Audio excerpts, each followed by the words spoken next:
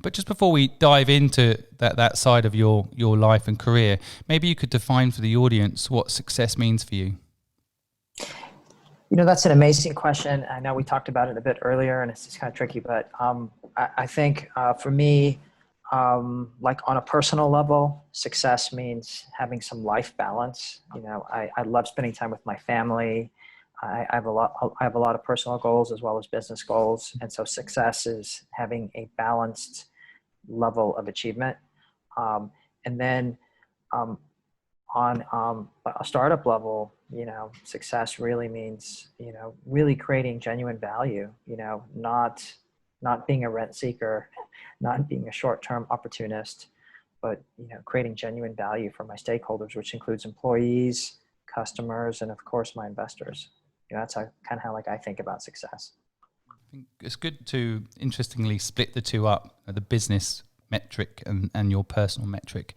I also think for my audience sake, I like the point about life balance. I think this comes up a lot in conversations when it comes to being an entrepreneur. How do you achieve that? Well, it's really funny. My first startup, I didn't.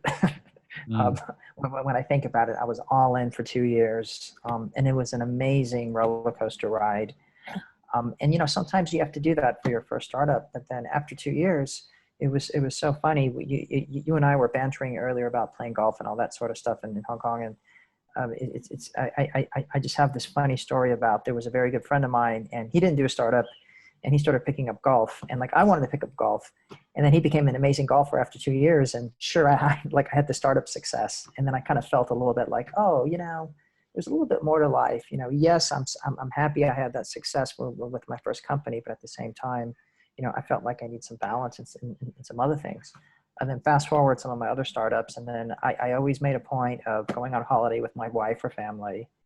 I mean, no matter what, even if it meant at 4 a.m, taking a call while I was in Italy, at some farmhouse, to negotiate a term sheet. It was yes, I'm going to go on holiday. And so somehow you just have to be mindful of it, I think. And I think I was very lucky to recognize early on that I think I was missing something. When you run really hard and really fast for a couple of years, and yes, you have something, possibly financially to show for it, but then I realized maybe there's some other things. And so I think it's just being aware of it and mindful of it.